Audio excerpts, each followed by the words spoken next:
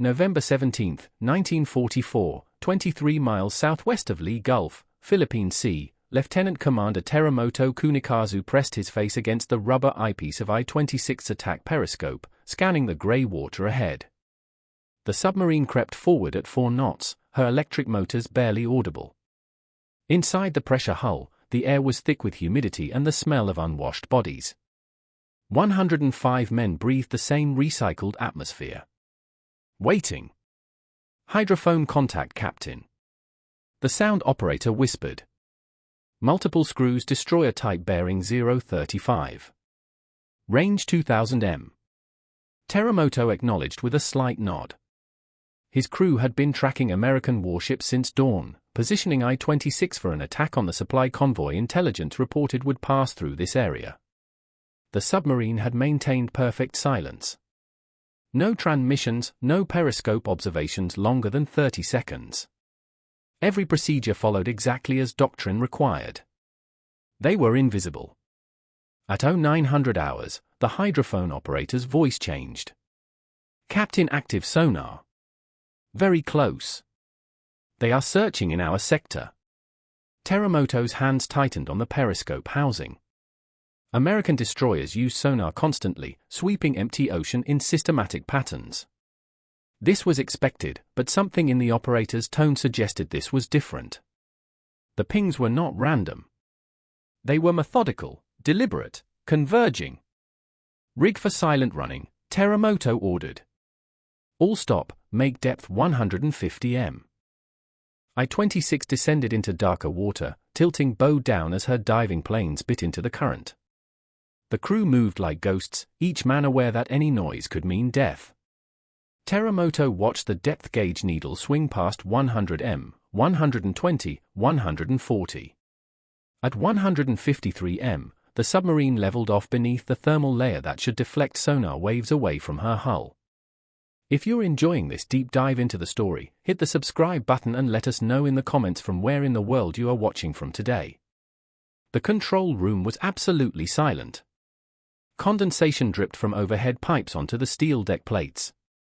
The air circulation fan hummed softly. Outside the hull, the Pacific Ocean pressed against I-26 with crushing force. Teramoto calculated their position mentally. They were 68 nautical miles from the nearest American uncontrolled port. The submarine had been submerged for 14 hours. Battery capacity remained at 83%.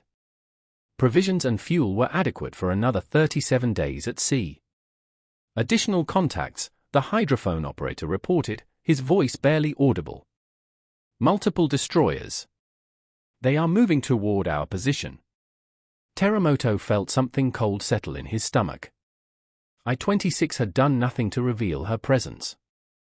She had not fired torpedoes. She had not transmitted on radio.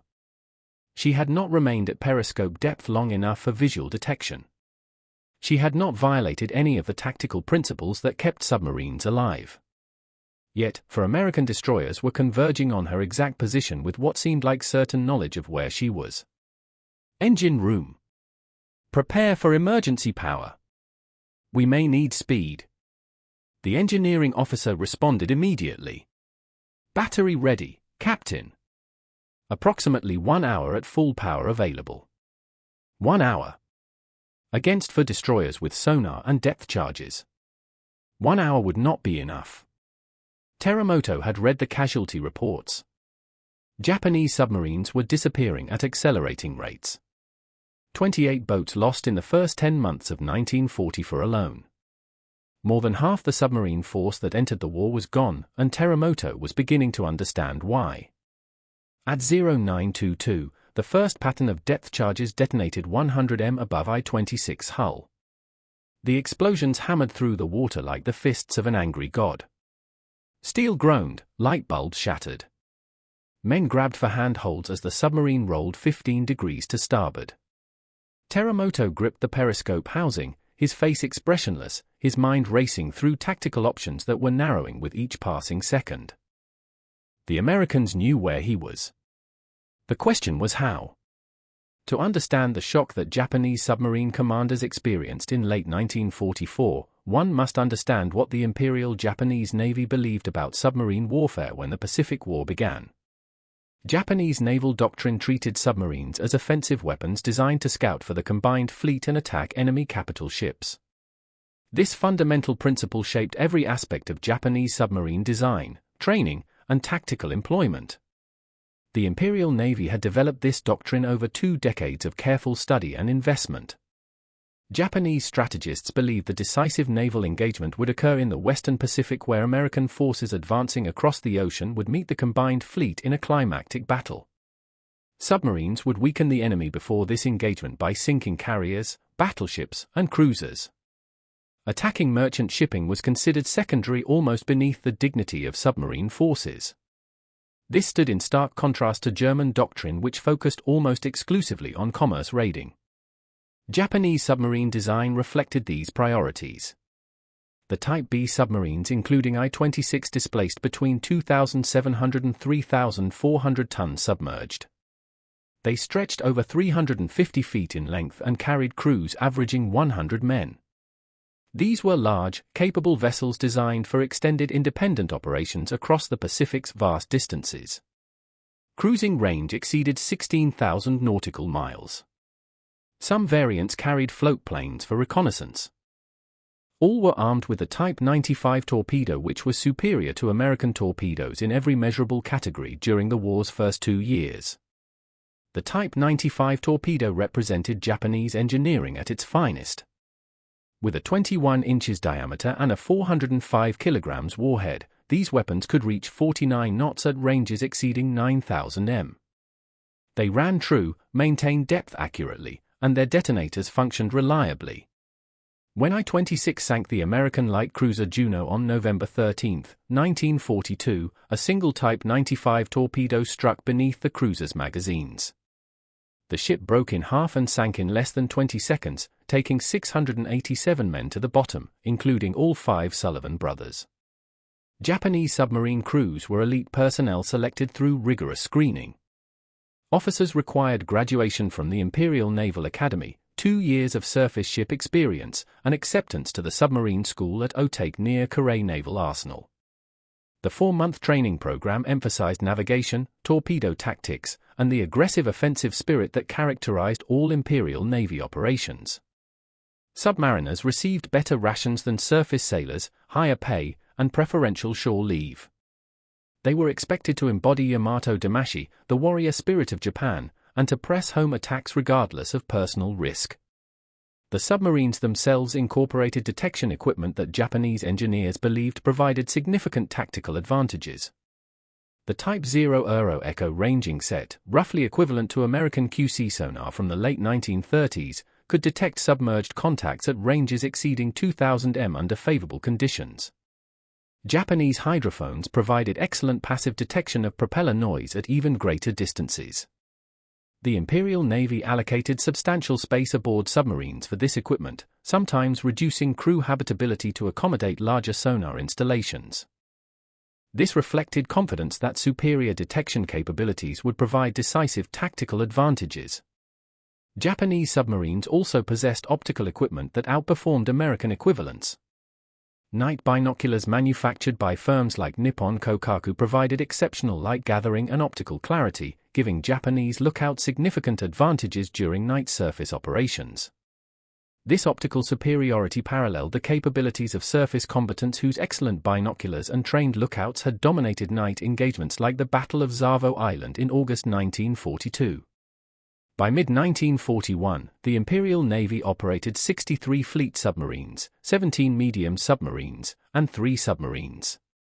This force represented years of investment in technology, training, and doctrine. Japanese planners expected these submarines would play decisive roles in the coming war by tightening American naval strength before the climactic surface engagement. The early war successes seemed to validate this confidence. I-6 sank the carrier Wasp. I-19 torpedoed the battleship North Carolina. I-26 sank Juno and damaged Saratoga. These victories confirmed that Japanese submarine doctrine, technology, and training were sound. But these successes masked a more troubling reality that would only become apparent later in the war. The United States entered World War II with anti-submarine capabilities roughly comparable to Japan's. American destroyers and destroyer escorts employed the QC sonar set, which operated on similar principles to Japanese equipment. Both navies understood that detecting submerged submarines was extremely difficult. Both relied primarily on visual observation of periscopes or torpedo wakes, on hydrophone detection of propeller noise, and on active sonar only for final attack confirmation. The technology was similar. The tactical challenges were identical. Neither side possessed overwhelming advantages in submarine detection during 1941. But the Americans possessed something that would prove far more valuable than any single piece of equipment. They possessed industrial capacity that could iterate, improve, and deploy new technology at speeds that would have seemed impossible to pre-war planners. More critically, they possessed motivation. The Battle of the Atlantic, where German U-boat threatened to strangle Britain by sinking merchant shipping faster than it could be replaced, drove massive American investment in anti-submarine warfare research. By 1942, American laboratories, universities, and industrial firms were engaged in coordinated efforts to develop better detection equipment, more effective weapons, and improved tactics for finding and killing submarines. The technologies emerging from this research effort were being transferred to the Pacific theater by mid-1943.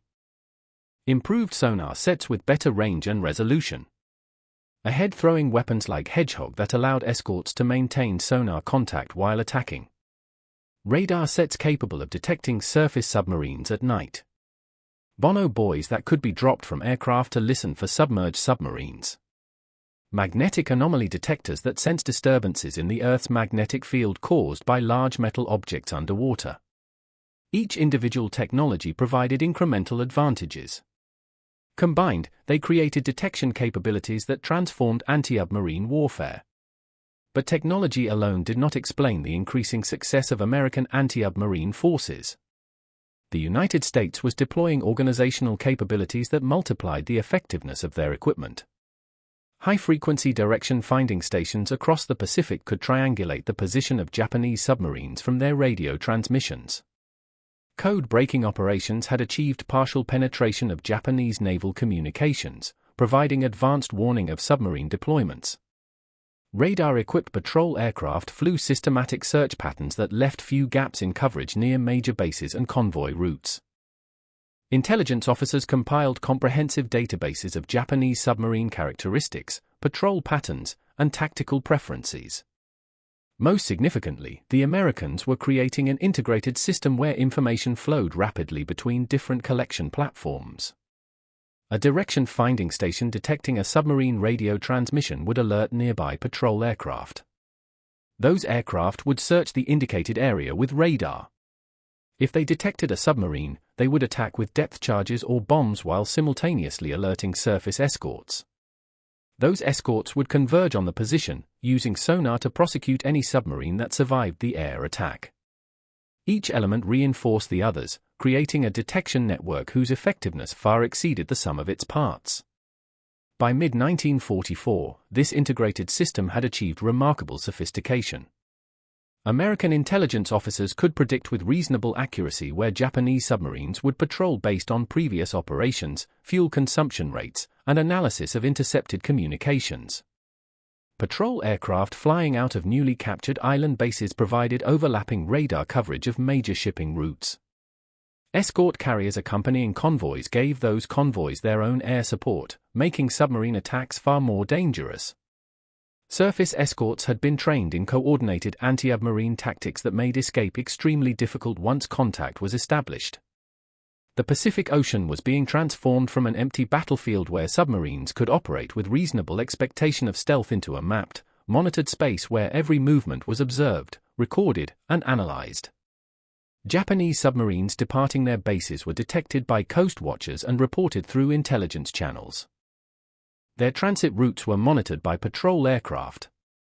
Their radio transmissions were intercepted and triangulated. Their patrol areas were predicted and covered by additional aircraft. When they attempted attacks, escorts responded with coordinated tactics refined through hundreds of engagements in the Atlantic. And when Japanese submarines were sunk, American intelligence officers added the lessons learned to their growing database of enemy capabilities and vulnerabilities.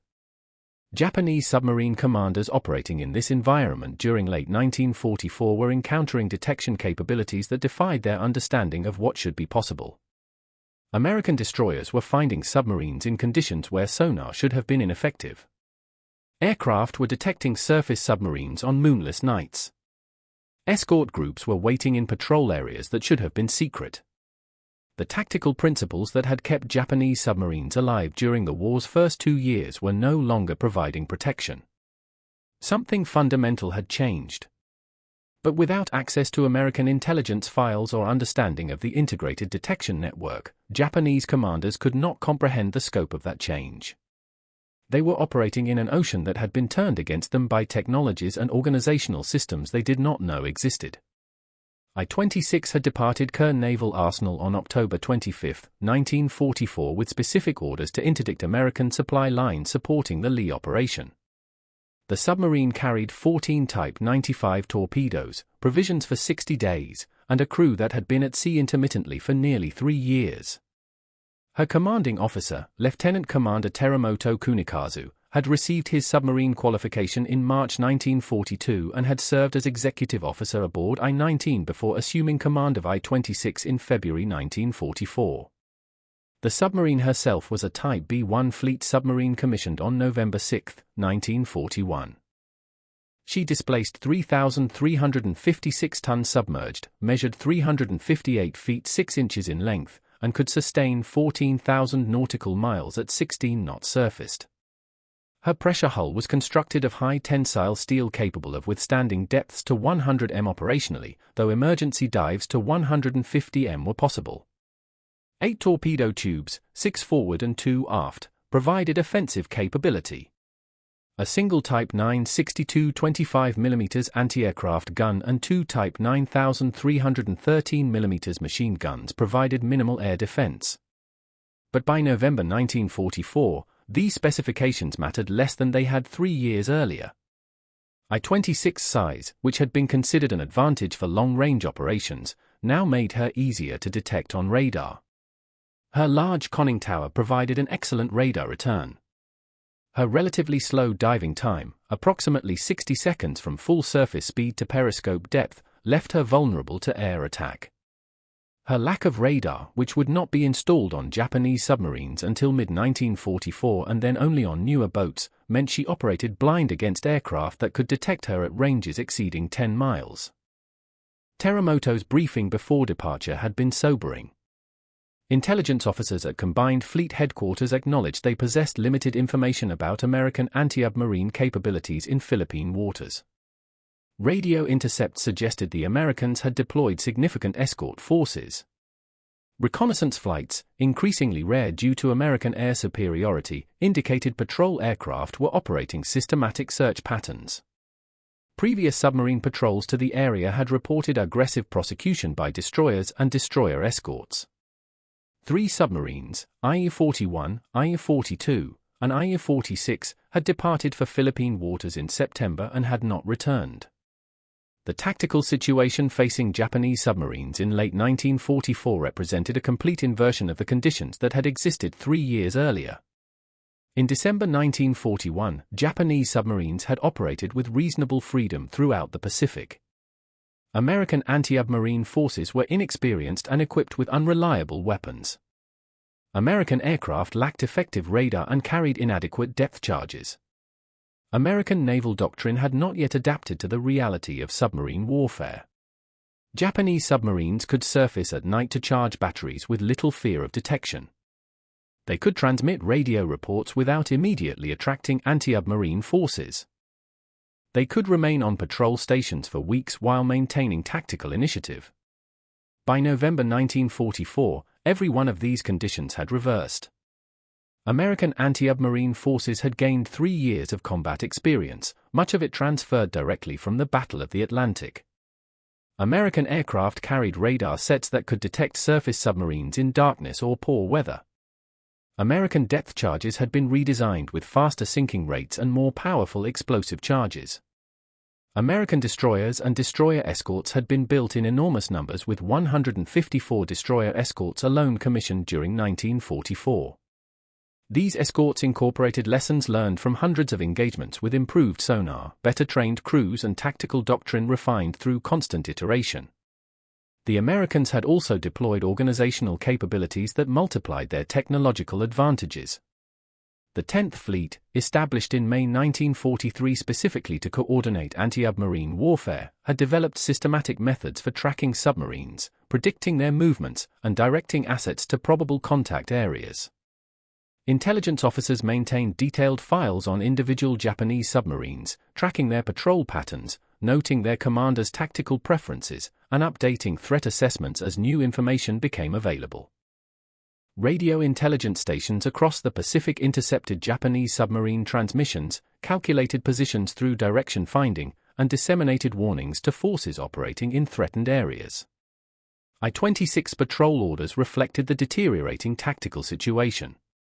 Teramoto was instructed to maintain strict radio silence except for highest priority contact reports. He was ordered to remain submerged during daylight hours. He was directed to avoid engagement with escorts unless attacking high V-value targets. These defensive instructions contrasted sharply with the aggressive doctrine that had characterized Japanese submarine operations earlier in the war. They acknowledged implicitly what Japanese Naval Command would not state explicitly. Japanese submarines were no longer hunters. They were being hunted. The patrol had been uneventful for the first 3 weeks.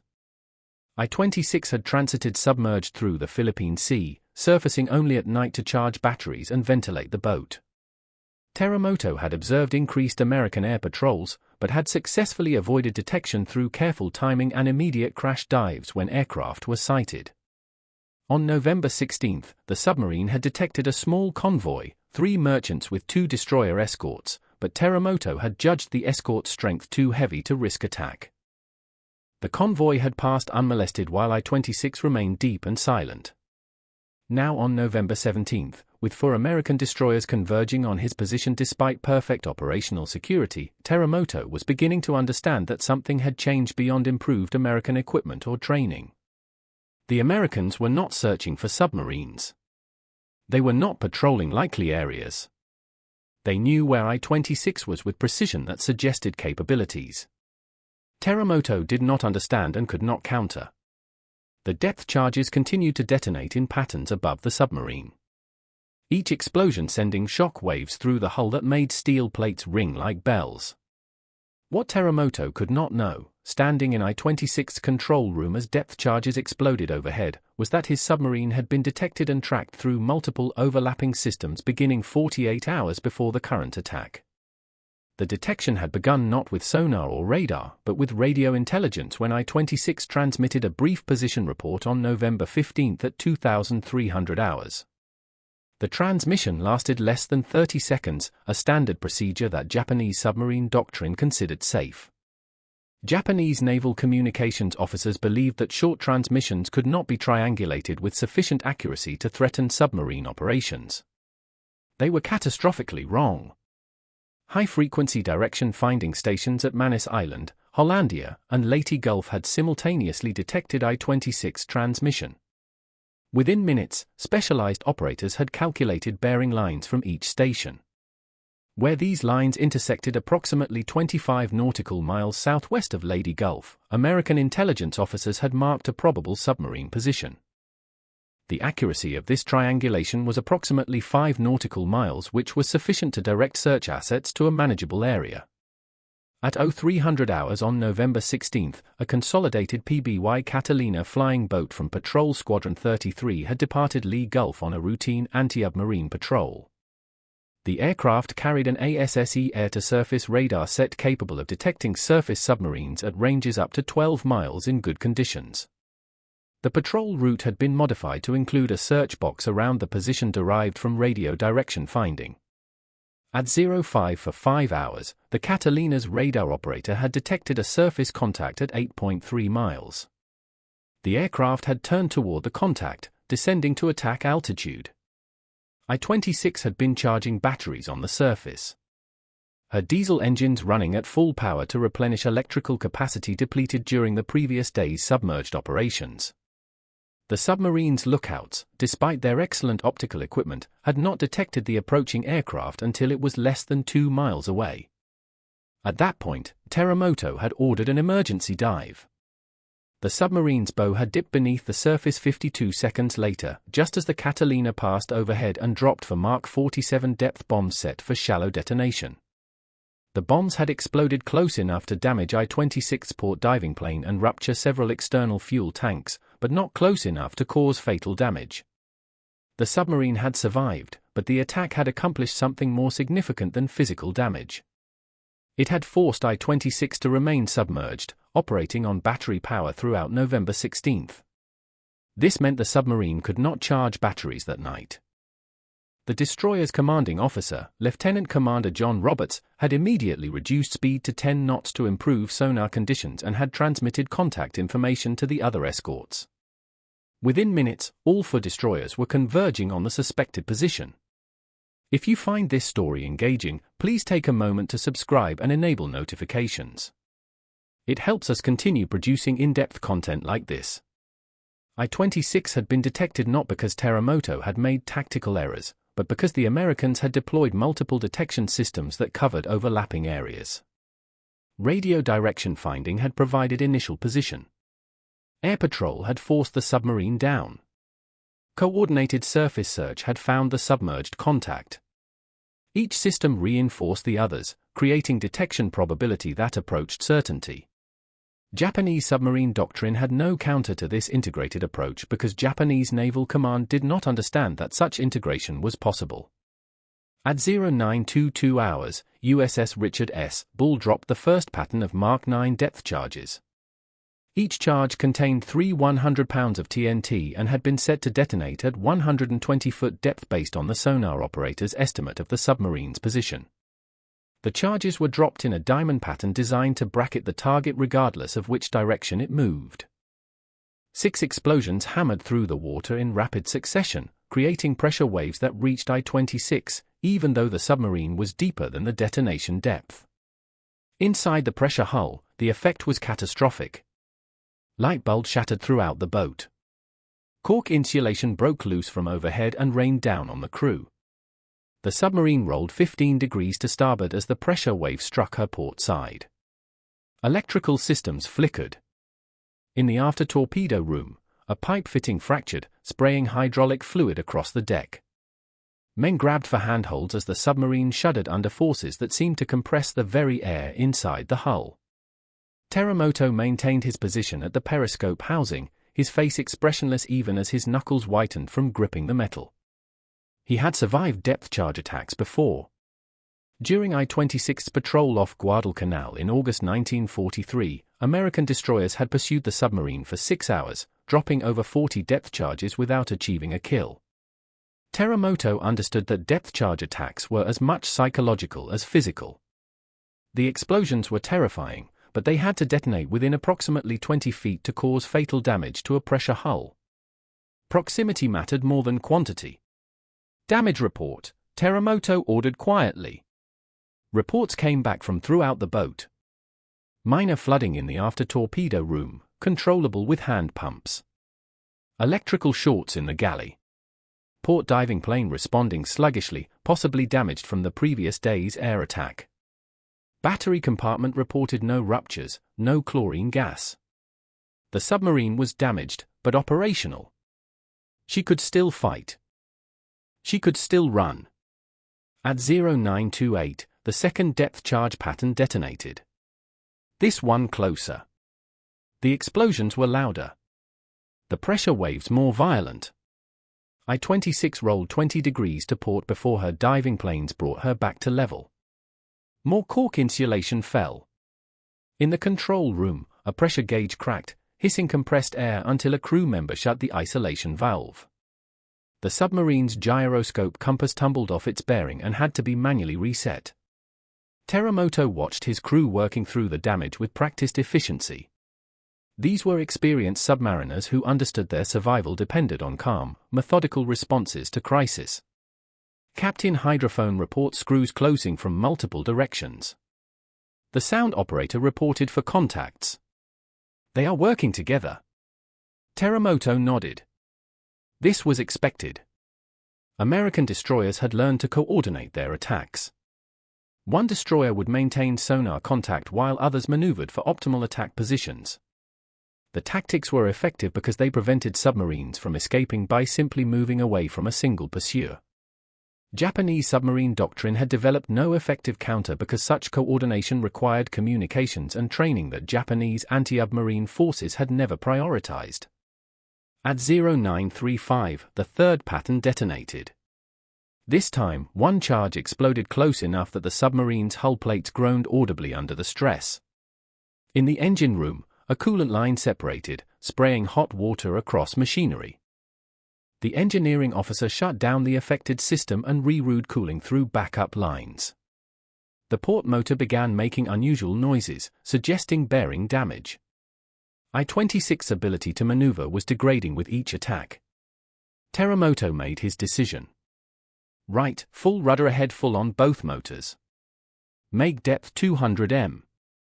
The engineering officer's voice came through the voice tube immediately. Captain, the hull is rated to 100 m operational. 200 m risks structural failure. Execute the order. I-26 bow tilted down sharply as her motors drove her deeper into dark water where pressure increased with every meter of descent. The depth gauge needle swung past 150 m, 175, 200. The pressure hull began making popping and groaning sounds as steel plates compressed under enormous external pressure. Men looked up nervously at the overhead, watching for the first sign of buckling that would indicate catastrophic failure was imminent. At 212 m, Teramoto ordered the dive stopped. The submarine leveled off at a depth where American depth charges set for shallower detonations might not reach her. For 18 minutes, there were no more explosions. The American destroyers overhead had lost sonar contact when I-26 dove below the thermal layer at extreme depth. Their echo-ranging pulses could not penetrate the temperature gradient that refracted sound waves away from the submarine. Teramoto allowed himself a moment of cautious hope. The submarine was damaged, but still capable. Battery power was declining, but remained adequate for several more hours submerged. If the destroyers gave up their search, I-26 could wait until dark surface and escape while recharging batteries. At 0953, the explosions resumed. These charges were set deeper, and several detonated close enough to send shock waves through the hull that made every man aboard think the end had come. Steel groaned, rivets popped loose. In the forward torpedo room, a seam in the pressure hull began weeping water. A fine spray that indicated the hull was approaching its structural limits.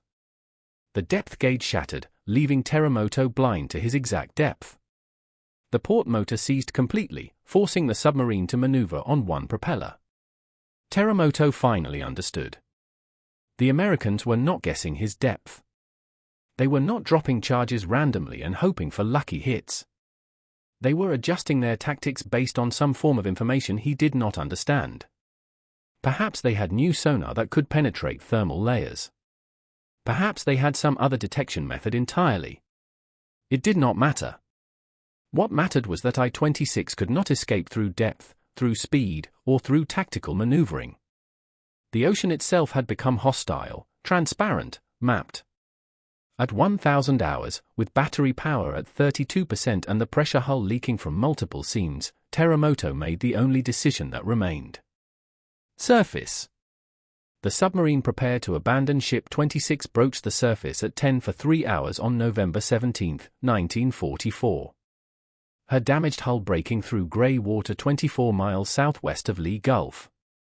Teramoto stood in the conning tower as his crew scrambled onto the deck, abandoning the submarine that had been their home for 23 days. The port list was pronounced nearly 12 degrees and water was pouring into the pressure hull through seams that had been compromised by depth charge concussions at extreme depth. USS Richard S. Bull closed to 1,500 yards. Her 5-inch guns trained on the surface submarine. Lieutenant Commander Roberts had ordered his gun crews to hold fire when it became apparent the Japanese were abandoning ship. American naval doctrine emphasized capture of enemy submarines when possible, as intelligence value often exceeded the satisfaction of immediate destruction. Roberts maneuvered his destroyer to recover survivors while the other 3 escorts maintained watch positions in case I-26 was attempting a ruse.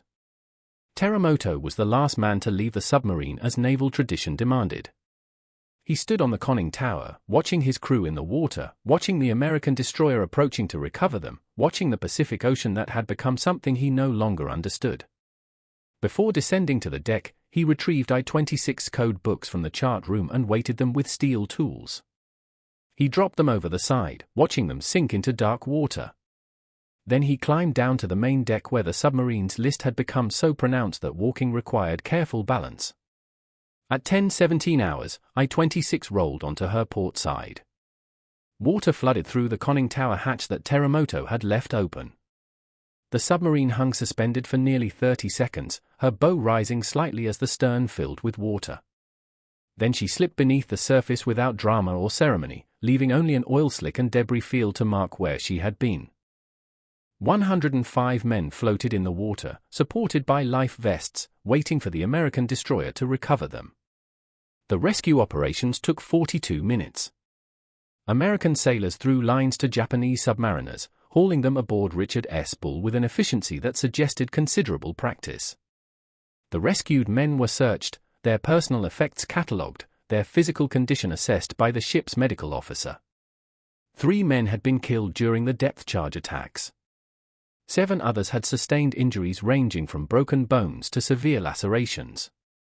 The remaining 95 were exhausted, covered in diesel fuel and hydraulic fluid, but alive. Teramoto was among the last to be recovered. He climbed aboard Richard S. Bull at 11:02 hours and was immediately escorted to the captain's cabin for interrogation. Lieutenant Commander Roberts, who had studied Japanese at the Naval Academy and spoke the language adequately, conducted the initial questioning. The interrogation was courteous but thorough.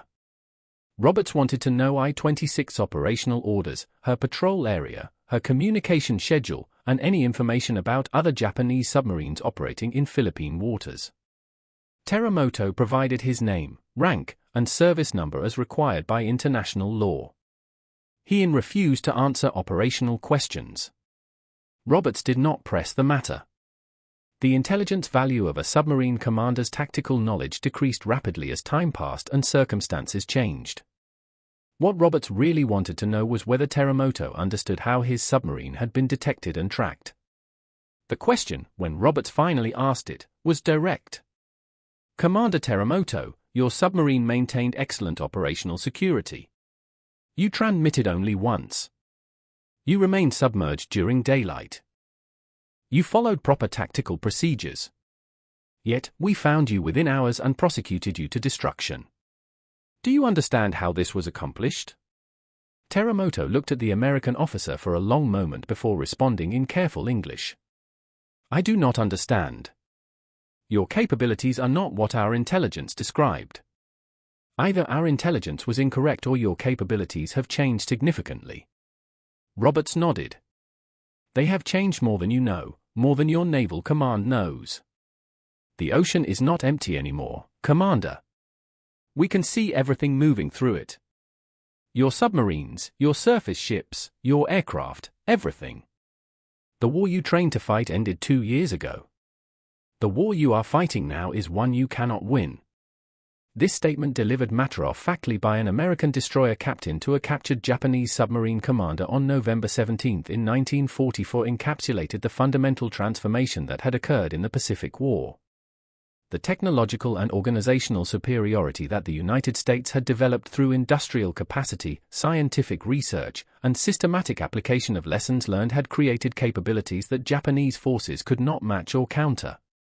Individual courage, superior training, and tactical excellence were no longer sufficient advantages when confronted with overwhelming material and technological superiority. Teramoto and his 94 surviving crew members were transferred to a transport ship on November 19 and taken to a prisoner of war camp in Australia. They would spend the remainder of the war in captivity, removed from combat operations, but also removed from the systematic destruction of the Japanese submarine force that would continue throughout 1945. Of the 63 fleet submarines that Japan had operated at the beginning of the Pacific War, only 4 would survive to surrender in August 1945. The rest were sunk by American anti-submarine forces that had achieved dominance so complete that Japanese submarines had become what one American admiral called steel coffins for brave men. The sinking by 26 represented a single engagement in a campaign that had already been decided by November 1944. Japanese submarine losses had been accelerating throughout that year, driven by American anti-submarine capabilities that had evolved far beyond what Japanese Naval Command understood or could effectively counter. In 1942, the Imperial Navy lost 7 submarines. In 1943, 15 were sunk. Through the first 11 months of 1944, 30 submarines failed to return from patrol. This represented nearly half the submarine force that had entered the war. These losses were not distributed randomly. American intelligence officers had identified specific choke points where geography forced submarines into predictable transit routes. The Luzon Strait between Taiwan and the Philippines. The approaches to Truk, the waters around the Marianas. In these areas, American forces deployed concentrated anti-submarine assets, aircraft patrols, surface escorts, and submarine barriers that created zones where Japanese submarine survival probability approached 0. Japanese Naval Command continued sending submarines into these areas because operational requirements demanded their presence despite mounting evidence that such deployments were suicide missions. The technological disparities that contributed to these losses extended far beyond detection equipment.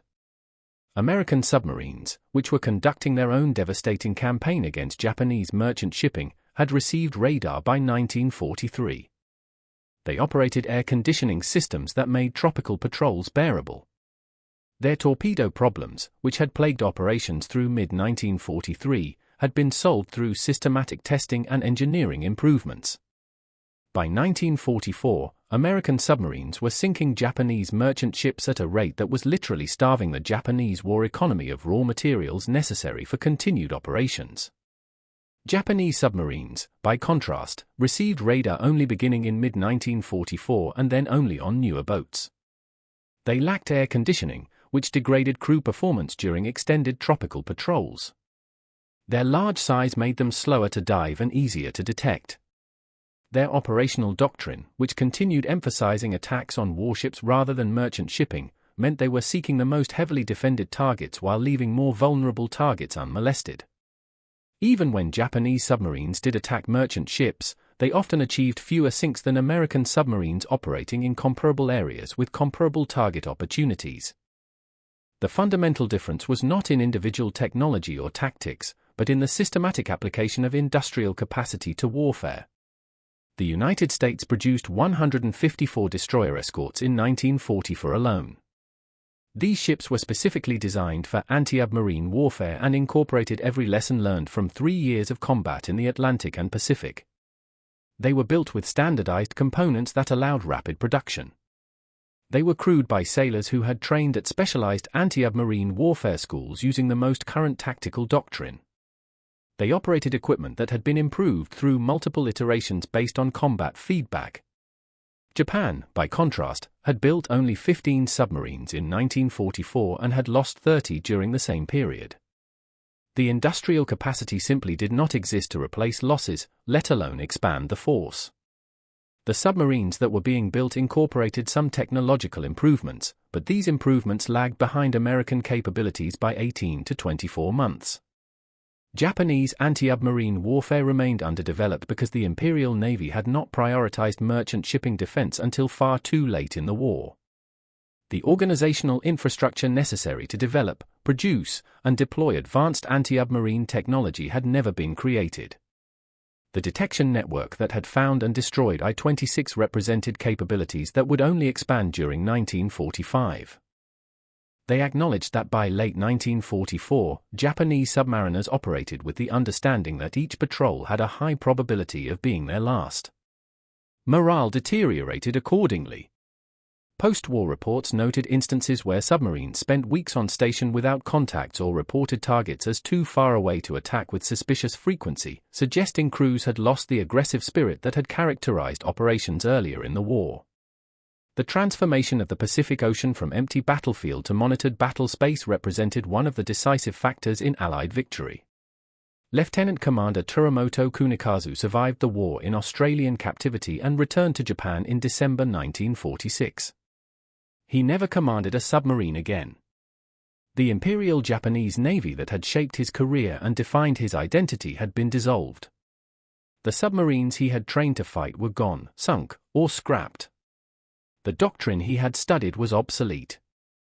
The war he had prepared to fight had transformed into something unrecognizable while he was fighting it. And by the time he understood what had changed, it was too late to matter. In interviews conducted decades after the war, Teramoto spoke carefully about his experiences. He acknowledged that Japanese submarine operations had been less effective than pre-war doctrine predicted. He admitted that American anti-submarine capabilities had exceeded Japanese expectations.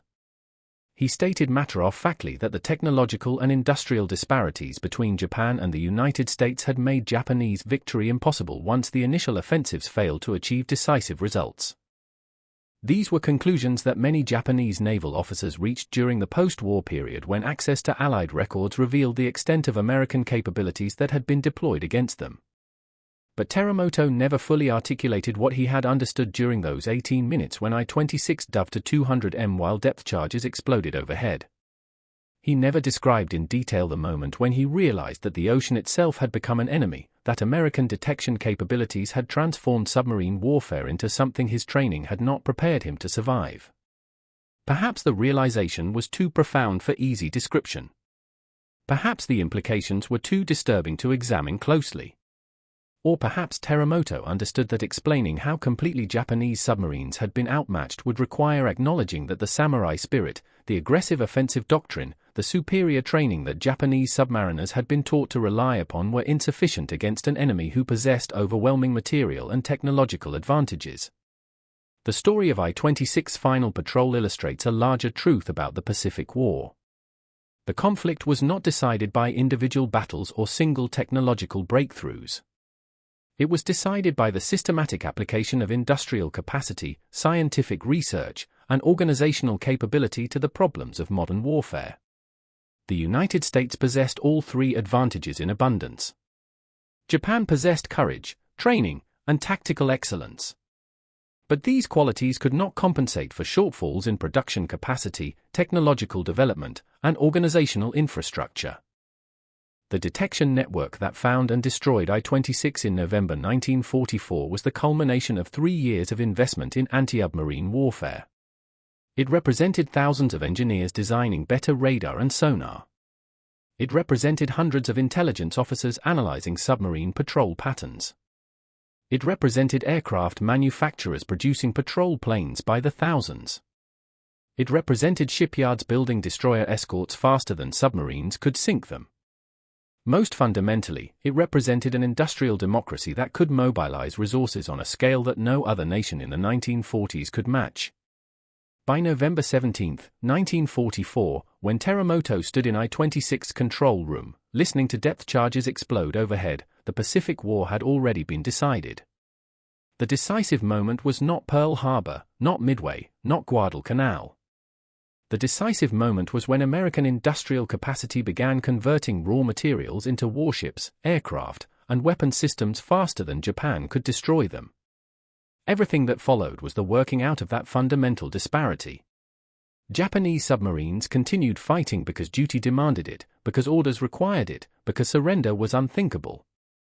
But they fought in an ocean that had been mapped and monitored by an enemy who possessed capabilities they could not match or effectively counter. The 5 minutes that destroyed I-26, from the first depth charge explosion at 0922 to the decision to surface at 0927, represented the collision between Japanese expectations and American reality. Teramoto had operated according to doctrine that emphasized stealth, tactical excellence, and aggressive spirit. He had maintained radio silence. He had remained submerged during daylight. He had avoided unnecessary exposure. He had done everything correctly according to Japanese submarine warfare principles developed over 20 years of careful study. None of it mattered. The Americans found him anyway, prosecuted him with coordinated tactics he could not counter, and forced his submarine to the surface despite his best efforts at evasion. This pattern repeated itself hundreds of times across the Pacific during 1944 and 1945. Japanese submarines would depart on patrol, follow proper procedures, and simply disappear. Their final radio transmissions would be intercepted, triangulated, and filed in intelligence databases. Aircraft would report attacking submarines in the predicted areas. Surface escorts would report depth charge attacks and probable kills, but confirmation was rare because submarines sank quickly in deep water, leaving minimal debris. They simply stopped transmitting, stopped returning to base, and were eventually declared overdue and presumed lost. By August 1945, when Japan surrendered, only 4 of the original 63 fleet submarines remained operational. The submarine force that had begun the war with confidence in its technology, training, and doctrine had been systematically destroyed by an enemy who possessed advantages that Japanese doctrine had not anticipated and could not counter. The ocean that had seemed vast enough to hide submarines had become transparent to American detection networks. The tactical principles that had been developed through careful study had become obsolete. The aggressive spirit that submariners had been taught to rely upon was insufficient against depth charges guided by sonar and dropped by escorts that could replace losses faster than submarines could sink them. Teramoto's final minutes aboard I-26, standing on the conning tower watching his submarine sink into water that had become his enemy, represented the end of Japanese submarine warfare as a meaningful military capability. The individual courage and tactical skill of Japanese submariners would never be questioned. But courage and skill were not enough when confronted with systematic technological and industrial superiority. The lesson of I-26's final patrol was the lesson of the Pacific War itself. Material superiority, when overwhelming enough and systematically applied, decides wars regardless of the courage or competence of the losing side. Thank you for watching. For more detailed historical breakdowns, check out the other videos on your screen now.